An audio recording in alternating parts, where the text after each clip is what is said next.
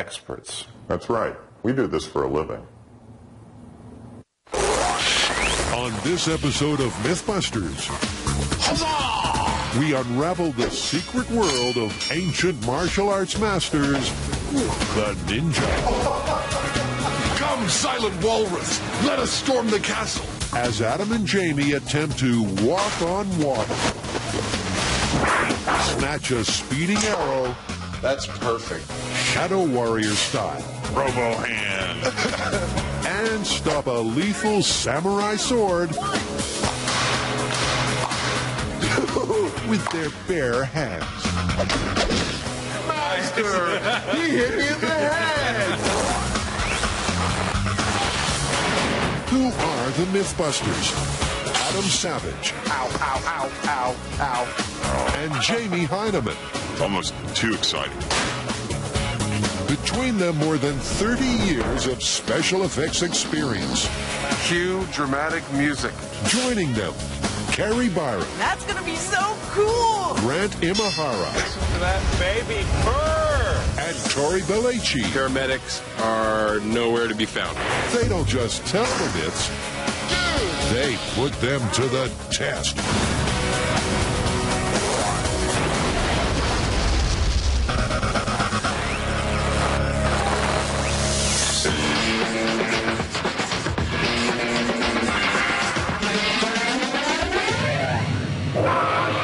Well, it looks like you finally got your dream show, Adam. It's a whole episode devoted to ninjas. I know, it is so cool. You can jump around, make cat noises and karate chops and all sorts of adolescent behavior like we know you love to do. I am so psyched about this one. And so you want to go change into your outfit too now? What makes you think I have a ninja costume? I don't know, something tells me. Let's look at some stock footage first. The origin of legendary Japanese warriors, the ninja, is shrouded in mystery. It's believed they were peasants who developed unorthodox combat techniques to defend themselves against the powerful samurai class. Their skills were so extraordinary, they were reputed to border on being supernatural. So, what do we got? Well, Jamie-san, we are going to be testing ninjas' agility, strength, reflexes, and weaponry by putting their supposed mythical skills to the test of modern science. You mean like catching an arrow? Exactly. And there's walking on water. What about the build team? They're going to test whether you can stop a sword with only your bare hands. Well, maybe we should start by trying to find a real ninja. Absolutely. Let's go. Fortunately, modern-day ninjas aren't concerned about being covert, and the guys find the Bujinkan Dojo in San Francisco listed in the yellow pages. Okay, so let's play with that to start with. Chief Instructor Dale Seago has been teaching feudal battle skills here for more than 20 years. Hi, Bill. Oh, hi. Hey, Dale. Good to see you. So this is ninja training going on? Yeah. Well, this is all military close quarters combat stuff from Japan's pre-unification Civil War period, so like 1680 and before. Really, the stuff that we do is based on timing, positioning, tactics, and psychology rather than speed and power. I was hoping you'd just show us, like, what a ninja would do if I tried to attack them. Okay. Is now the time to tell Adam Dale is 15th Dan, and there is no 16? Well, hopefully Adam won't get hurt too bad. A little bit is good. Just do whatever. Okay.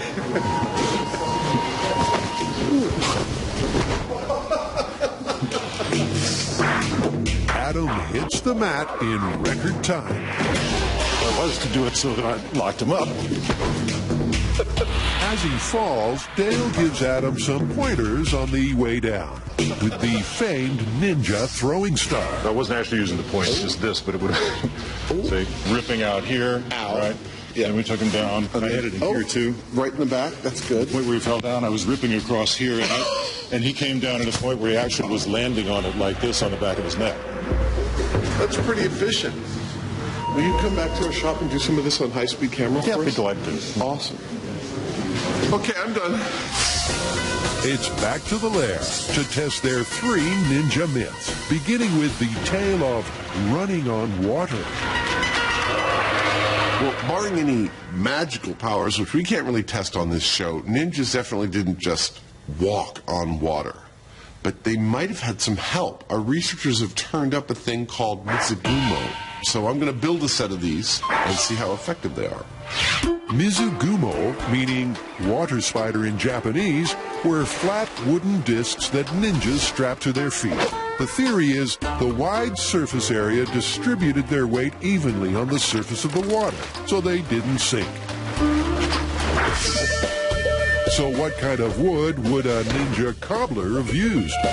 I've got some pine-based light-density fiberboard here. It's pretty much perfect for our uses, so I'm going to use this as our stand-in for the Mizugumo wood. Adam measures and cuts out 2 circles of pine board. Then he slices each of them into 4 separate pieces. That's good. One by one, he stains the sections with a brown pigment and painstakingly sands them back. Paint on, paint off. Such is the mysterious way of the former movie prop maker who, for no particular reason, wants his water shoes to look worn in. Looks a bit like old wood now. Lastly, he places a rectangular block in the middle of each circle and secures the pieces together using twine. It's an ancient jigsaw that makes for a puzzling pair of footwear. I didn't expect it to fold like that. But I wonder if that's not actually part of its function. Jimmy Choo can rest easy, but these replica ninja shoes may just float like boats. I can't wait to see how these work.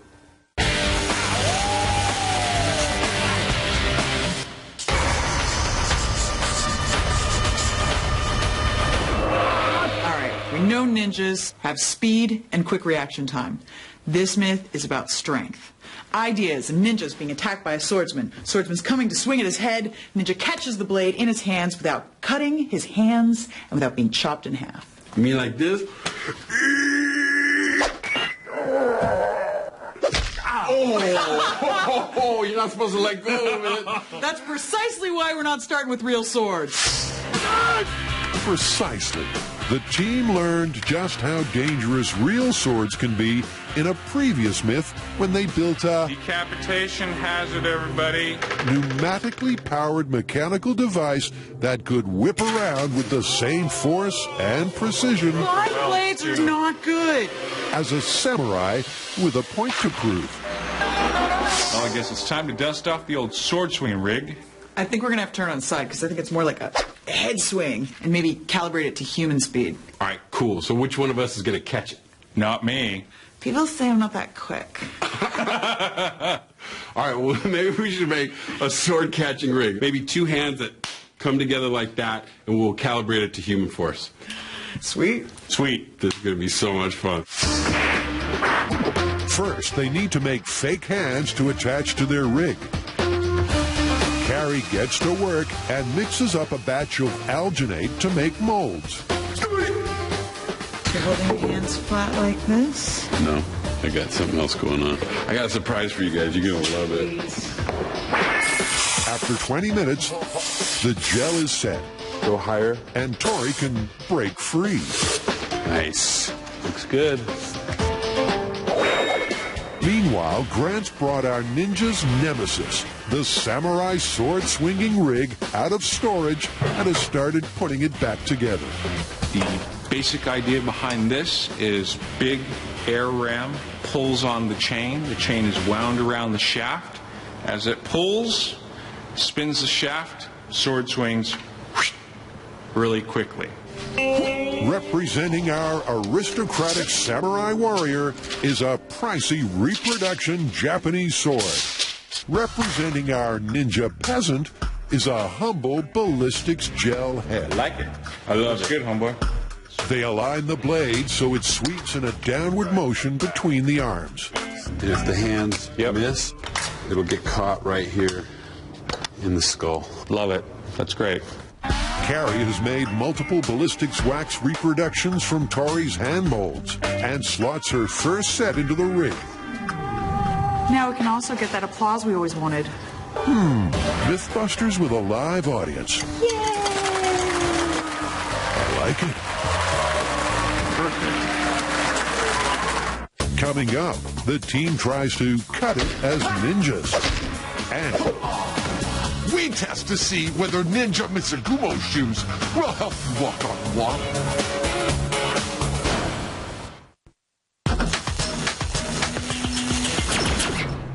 the belief that some people possess the ability to walk on water has been around for centuries. So why not the mythical ninja? Adam and Jamie arrive at the Bamboo Reef Dive Center to try out their replica feudal foot floaties. Can we use your pool for our water shoes? You bet. Go for it. Cool. Thanks. Adam vanishes into the ladies' room. And just like magic,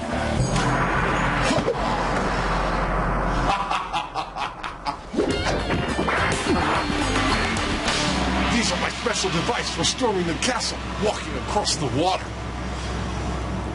All right then. they may look unfathomable, Tie my feet in within an inch of their lives. but these flat wooden discs were modeled on an exact replica of Japanese feudal times footwear. When we started looking into whether ninjas could walk on water, the first piece we came up with is a museum piece called the Mizugumo, supposedly for water walking. I'm about to find out. Being pre-Velcro, Jamie's nautical knot-tying skills are a big help.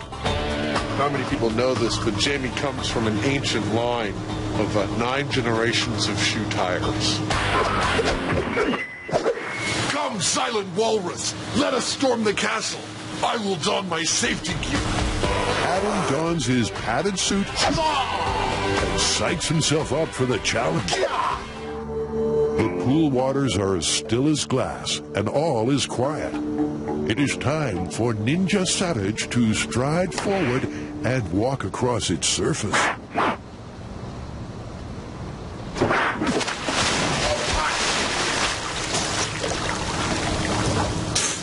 The first step seemed kind of promising. Promising may be a stretch. In order for it to be called walking on water, there needs to be more than one step. But ninjas are no quitters, so Adam has another tactic to try. To me, it seems like it's all going to be a function of my ability to move my feet crazy fast, like a cartoon, which might be possible.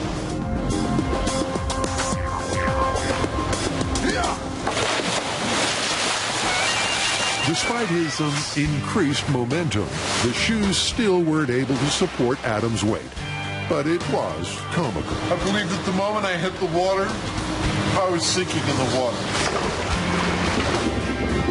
These may have slowed my descent, but that's really the best that can be said for them. Looks like Adam's Ninja Turtle aspirations are all washed up. I don't know about you, but these seem a little cumbersome to me. Yeah, I don't think you're going anywhere on water with those things. The important thing is that I look damn good. Well, it turns out that mitsugumus were never really intended for walking on water. They were more for like rice paddies or mud flats, and they probably worked okay. Kind of like snowshoes. Exactly. However, ninjas also were not at all above trying to encourage the belief in their supernatural powers. Ah, right, the masters of misinformation. I've heard they would do things like place posts underneath the water as they were escaping a shogun castle to make it look like they were walking on water. They wanted people to fear their magical powers. Exactly. The Mizugumo shoes may have sunk like the Titanic, but the guys might just rescue this myth yet.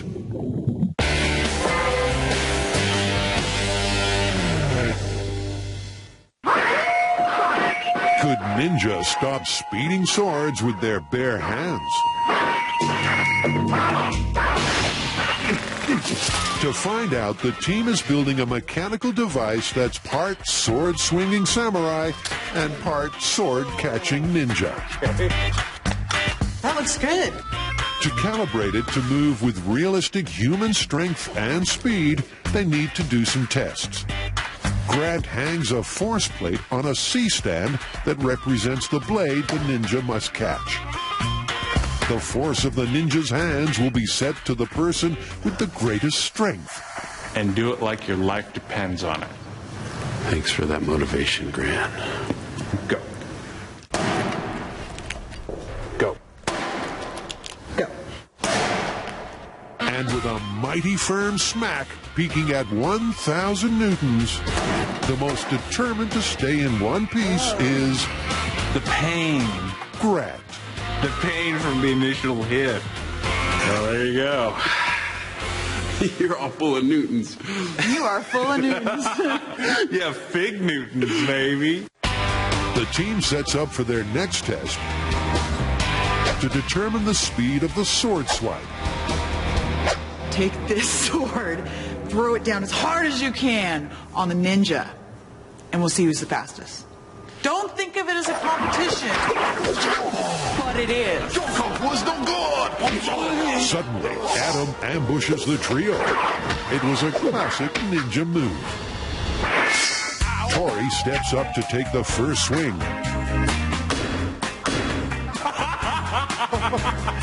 Master, he hit me in the head. You teach him a lesson. Warning, sword blows to the cranium may cause headaches. Next, will Adam's attempt have more of an edge? Master Savage sword swinging trial, take one.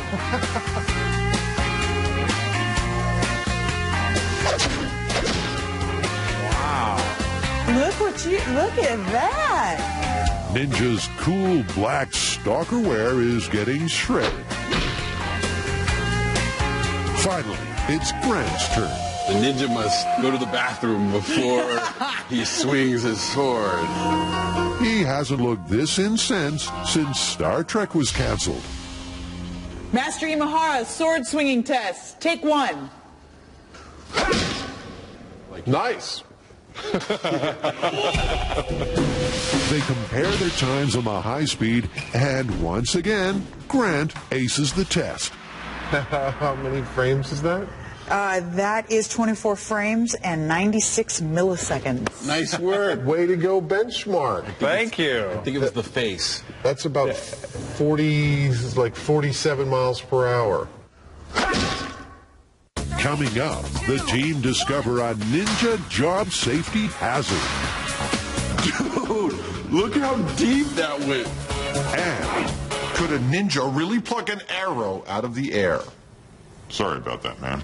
It's okay.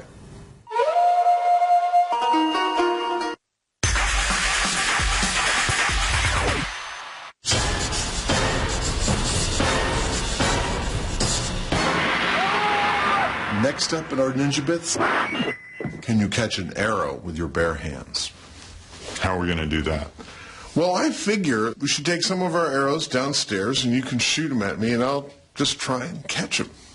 So you'd actually let me shoot at you with a bow and arrow? Amazingly, yes. All right. legend has it that a ninja could do this dexterous trick with ease. So Jamie and Adam want to get a feel for it themselves. I'm going to string a regular bow and set up an arrow with a tennis ball on it and shoot it at Adam, or at least off the side of Adam. We'll put Adam in a protective suit in case I either get frisky or miss.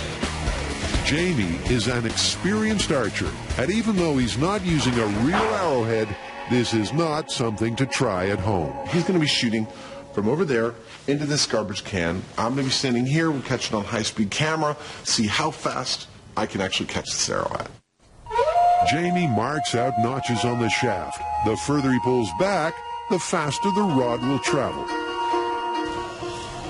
Whoosh! All right, I'm ready if you are. You want to start slow? Yep. All All right. Jamie starts out at Mark 1. 2, 1. The arrow eludes Adam's grasp. I don't have enough time to anticipate. It's like by the time you let go and I'm moved. Still at Mark 1. This time, Adam tries to move in sync with the arrow. Hey! Good job.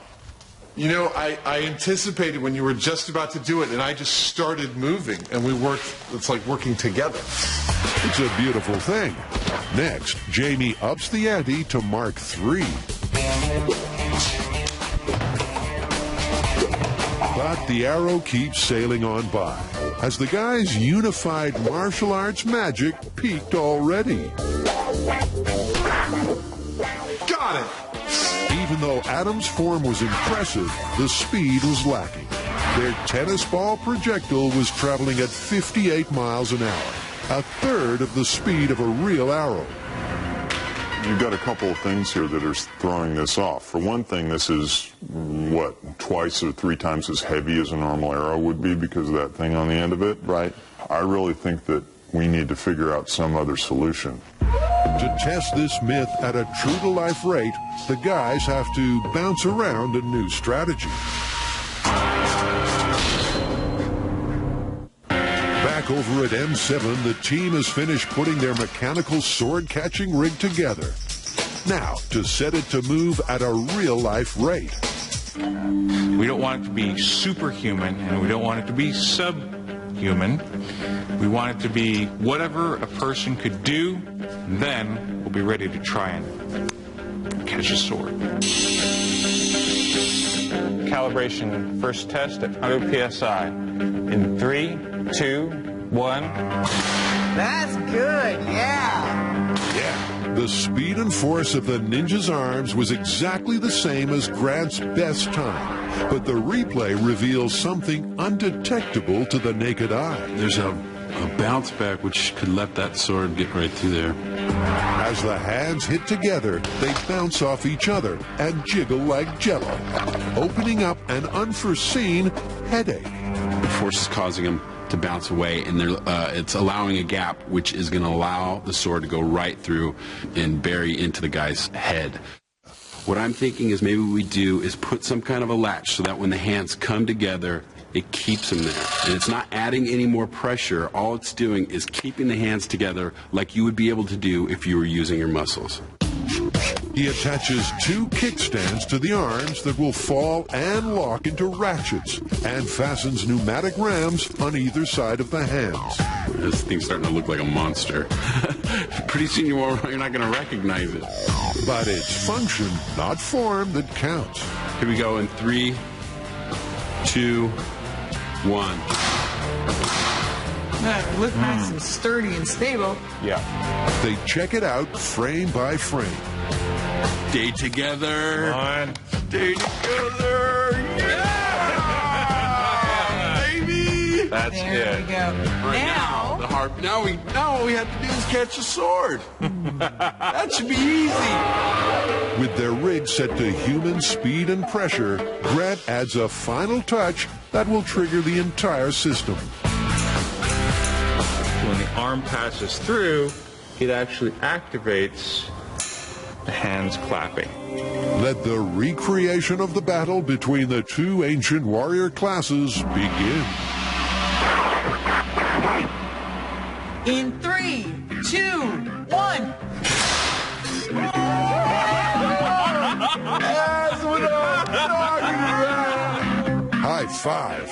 It seems our mechanical ninja thwarted the flash of samurai slicing steel straight away.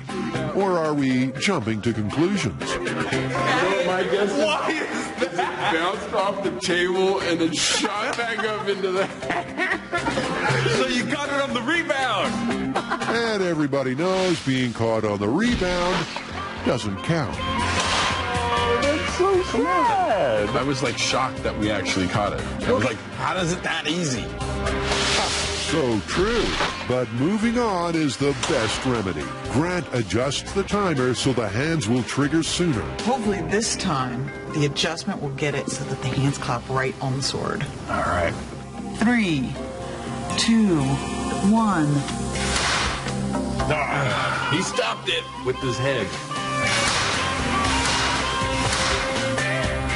Dude, look how deep that went. It's all the way down to his eyebrow. Whoa, that definitely split your skull. The hand slam shot quicker, but not quick enough. Just missed it. Okay, All right, so it's just... We just need to pull it back just a hair. So close. Just a hair. So they tweaked the timer just a hair.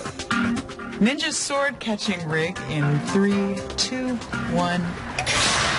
Whoa! That looked good. It looked right. It looked really good. This time, the sword comes to a stop, but only because the hands closed a fraction too early, and the blade got stuck in the ballistics material. We're 5 milliseconds off. All right. 5 milliseconds. Do you know how fast 5 milliseconds is? That's ridiculous. All right. Faster than you can blink your eye. Much faster. Such an infinitesimal amount might not make any difference to their results. Thinly sliced palm. So, do they call this myth busted right here, right now, or go for absolute precision? I think maybe we have to get it the perfect timing before we can actually say anything, otherwise people will yell at us. Next, Adam and Jamie reinvent the ancient ninja, 21st century style. Robo hand. And after the show, log on to discovery.com/mythbusters to see what Ask a Ninja thinks about the show. We do a lot of crazy stunts in this show, but none of it is stuff you should try at home.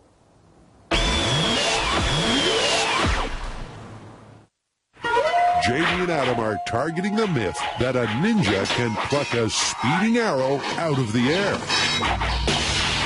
You know, I was only able to catch these arrows at 60 miles an hour, and I'm not trained at this, but still, your average arrow travels like 3 times that fast. If we were to build a mechanical hand, I could do that. You know, I can make it grab as fast as it's physically possible to grab something. Or even faster if it turns out that's not possible. Yeah. Okay, I'll build a super accurate arrow shooting rig. You build a hand grabbing rig, and we'll see what the limit of the human ability to grab an arrow is. Okay. Before they build their new rig, Jamie and Adam want to study the physical capability of a master of martial arts. Up close and personal. Enter the Dale, our feudal battle skills expert. How are you, sir? Hi, Adam. Good to see you. Dale is willing to let the guys time the swiftness of his highly trained hand. When you're ready, just go like that, and we'll fire the camera and see how fast it goes. Okay. About there. Whenever you're ready. Did you get it? If you blink, you would have missed it.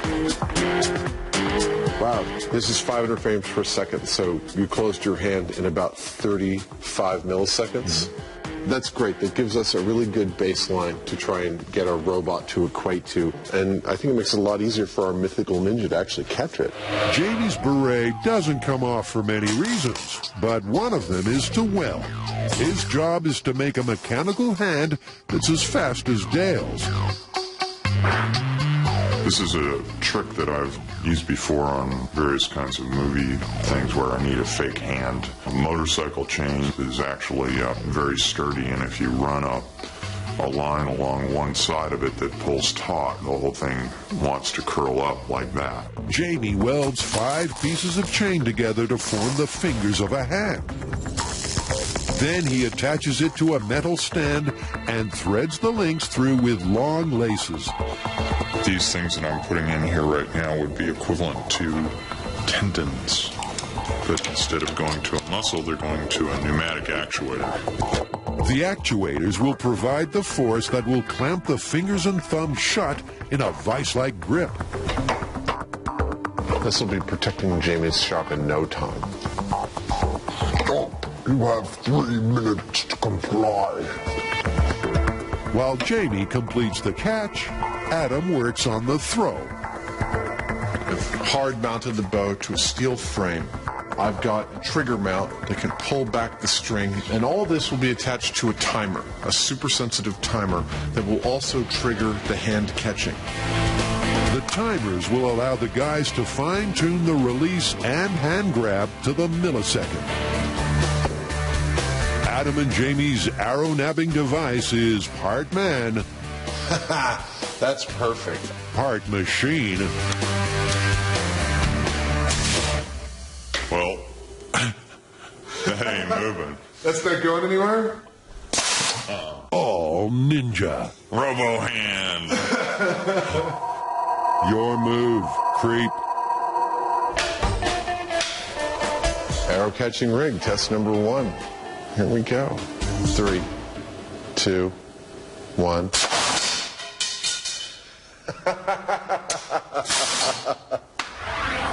The fist closed too late. Adam goes through the numbers. Off by 200 milliseconds.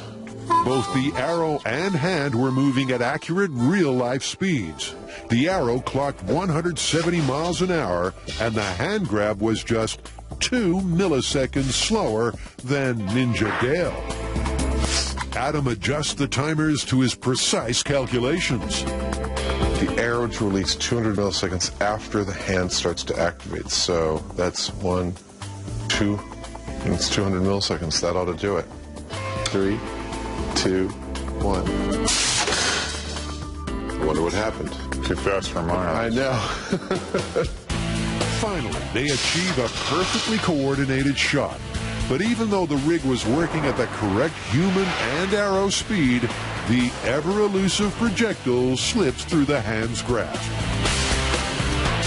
That tells me that at human speed, it's not fast enough to grab the arrow. I think that's exactly what this says. I think you're absolutely right. I think our only choice at this point is to make the hand go faster. To ramp it up. That's all there is left. All right, I'll get to rigging. Hi, ikimasho. That's let's go in Japanese. We have a technique for speeding up the hand, so this will move so quickly you won't even be able to see it move. Very ninja. The trick is to spring-load the actuators so they hit the quick release, superhuman hard and fast. 3, 2, 1.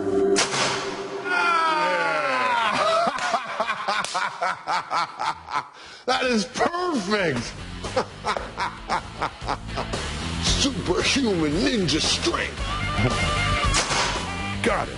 At bionic speed, RoboHand finally manages to defend himself. Our robot hand is closing 5 times as fast as a human could possibly close their hand. And that's what it took. It finished before the tail feathers got there, but any slower and it wouldn't have caught that arrow. So, the hand of a mere mortal could never have achieved this feat. Myth is busted. This is what it would take to catch an arrow.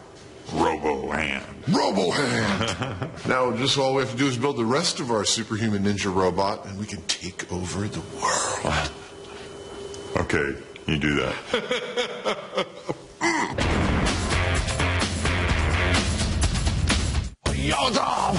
On the other side of the break, Adam has trouble finding his feet walking on water.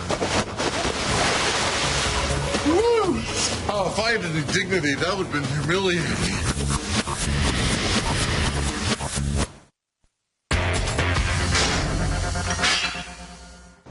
Trying to walk on water. Wearing an exact replica of supposed ninja water walking shoes. Adam got nothing but wet. This time, Adam is thinking out of the box and making a modern-day pair of ninja shoes. His 21st century Mizugumo materials are a pair of snowboard boots, aluminum, and packing foam. This is a deadly weapon. I've calculated that 4 layers of this gives me about 2.2 cubic feet per foot of water displacement. That equals about a total of 265 pounds of buoyancy. He traces outlines of the boots onto the foam, cuts out a hole, and wedges them inside. Then he sprays glue between the layers. Awesome. I could not have gone better. He tapes aluminum sheeting to the base and rivets on a lightweight rail to keep everything rigid. The final touch is to paint them in a timeless shade of Ninja Noir. I'm painting these black because I want to say that I want to be invisible, right? I mean, it's like the modern society, no one knows who you are. That is the essence of the ninja, right? Right. To find out, it's back to the pool. These look like fun. Well, this is Ninja Shoe 2.0. This is my attempt. What do you think? I think it's going to be real hard to stay upright on those puppies. There's only one way to find out. Yeah. Adam boards his tanker ships and is ready to launch.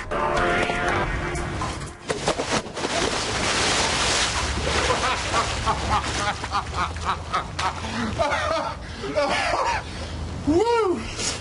Oh, if I had any dignity, that would have been humiliating. Just as well, because we want to see that pratfall again. For his next attempt, he tries a gentle sitting start. There you go. There we go. Oh, I'm stealthy as the night. Oh. Don't I look like silent death? Bringing justice in the night?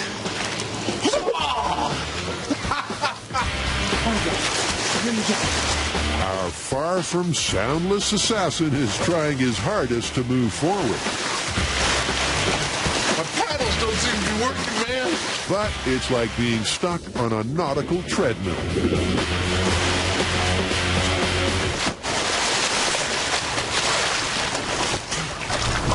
I don't know about these ninja shoes, man. What do you think? I think they suck. They don't suck. Harsh, but true. The samurai have won this mission, and Adam accepts defeat. I give up on my ninja shoes. They're not stealthy, they're not easy, and they don't move. Coming up on MythBusters, can I walk across this tub of goo? And Carrie takes a swing at a real ninja.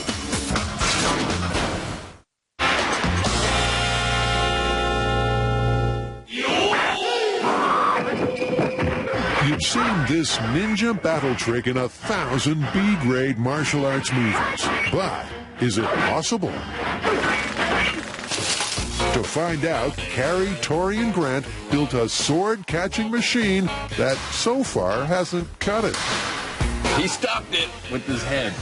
But the timing of their rig is only off by less than the blink of an eye. And Grant's got a plan to make it perfect. And that's this. It's a timer, and this will give me millisecond resolution so I can dial in the delay exactly. Grant makes the minute adjustment they need, and our ninja is prepared to make his final attempt. This is it. I can feel it. This has got to be it. In 3, 2, 1. Something came off the hand. Yeah, it was really close. Once again, the sword slips through our ninja's fingers. But were his reflexes right on? That's it. That's good. Ooh, keep going. One. Keep going. Keep going. Keep going. We got it. That's it. The timing was right. Thank you. That is it. Thank you very much. You can't get any more perfect on the timing than that. And you still can't catch the sword. That's it. Look, and it just slides right through. With their mechanical ninja operating under ideal conditions, there's nothing more they can do in the workshop. So it's time again to consult our real-life ninja, Dale. Nice to meet you. So I notice you have all your fingers. Have you ever tried to catch a sword with your hands? We prefer to get out of the way. I mean, we may take the sword away, but there's an offline evasion first. A wise tactic. But to put this myth to the true test, Dale is bravely allowing Carrie to swing a sword towards him. Don't worry, the blade has been dulled. All right, so he's just coming at you like this. So let me just get the spot. Wow, you have a lot of confidence in her. A lot more than we do. For extra protection, he's wearing shuko on his hands, reproduction ninja climbing claws. So go like this. Yeah, you'd be starting with your left foot forward and then taking a step, getting some momentum, and kaboom. Okay. Don't hold back, Carrie. Carrie summons up her best kaboom. Jeez, Did I that's hit you scary. or just the sword? No, that's scary though. Okay. You almost got him that time. Wow. With 40 years of training under his black belt, That's some force behind it. Dale blocks her blows using just one hand. Dale's preferred sword catch technique is different to the one we're testing. So what's his take on the bare, double-handed approach? The idea of trying to stop it this way with all that kinetic energy still coming here is probably not a good idea. If you were to attempt it and try to make it work, it'd be best to catch and receive so you're absorbing and redirecting the force. Let's shake your hand goodbye, but I think I'll just wave and thank you so much. Thank you. Good to see you guys. High five, huh? Look at that slice. Back at the shop, armed with Dale's input and the sorry condition of their fake hands, what conclusion has the team come to? So, yeah, bare hands. The timing was perfect. And the hands came together at the perfect time with the most human strength we can muster and still couldn't hold on to it. Are we calling this one busted? Yeah, pretty much unless you're a movie ninja. I don't think that you can hold on to the sword. There's just too much velocity behind it. Yep, we gave this one our best shot. So you mean all those ninja movies were not true?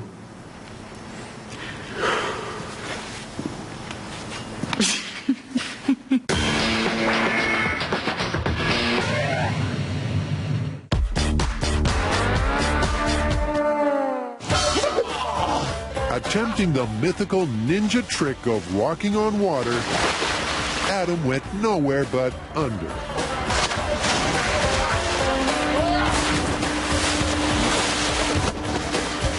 But as the silent observer of his numerous dunkings, Jamie's had time to think, and he's come up with a mysterious solution.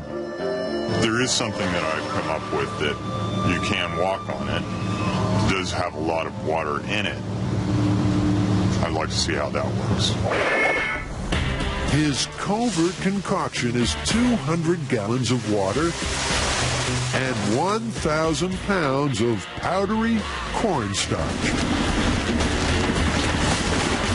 Trusted Myth-Turn-Jess is in charge of getting the consistency just right.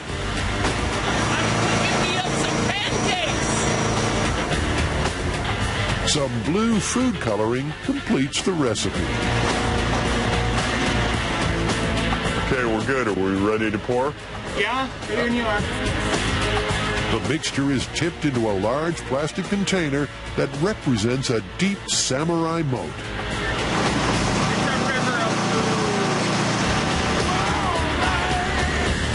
Adam is perplexed. What is this stuff? It's water. It's got something else in it, but it's water. It's a Heinemann version of water. Yeah, and you're going to walk on it. No way. Way. There's nothing Adam would rather do than play in a giant tub of goo. Look at this!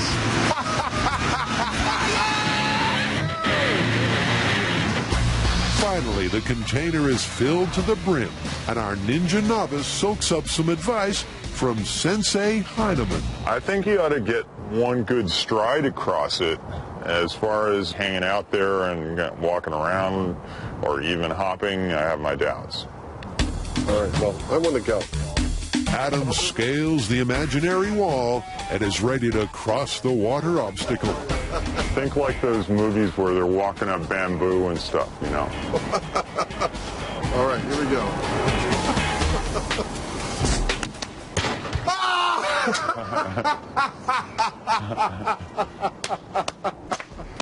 That is so cool. Hey, it worked. It sure did. Adam ran across the surface. The reason is that cornstarch and water combo is a non-Newtonian fluid, and these kinds of fluids change their viscosity. It looks like a liquid, it pours like a liquid.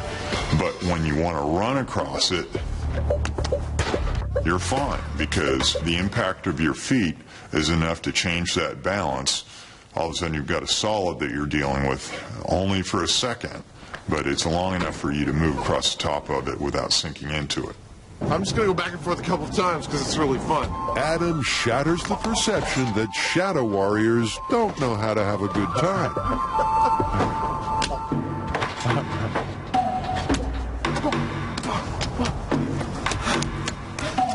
Dude, it's a lot of work. Being ninja is a hard job. Woo. It wants to let you go down, doesn't it?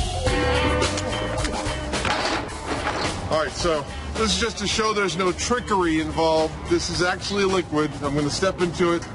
I'm going to sink. Then I'm going to change my clothes.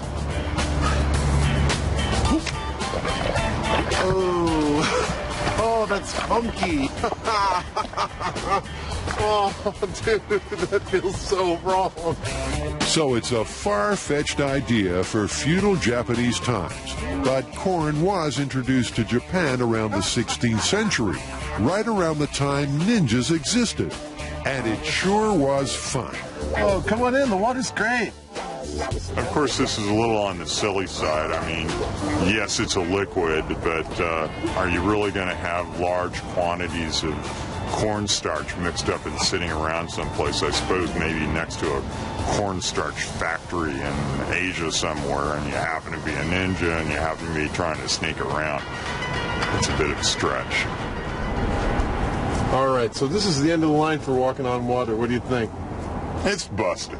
Totally busted. Let's go home. All right.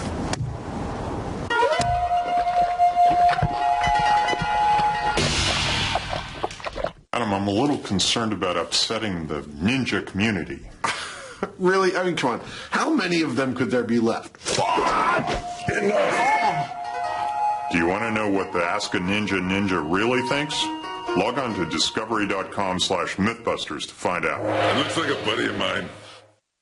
Didn't get enough? Watch bloopers, behind-the-scenes clips, and Buster getting battered. Stop by the video gallery at discovery.com/MythBusters.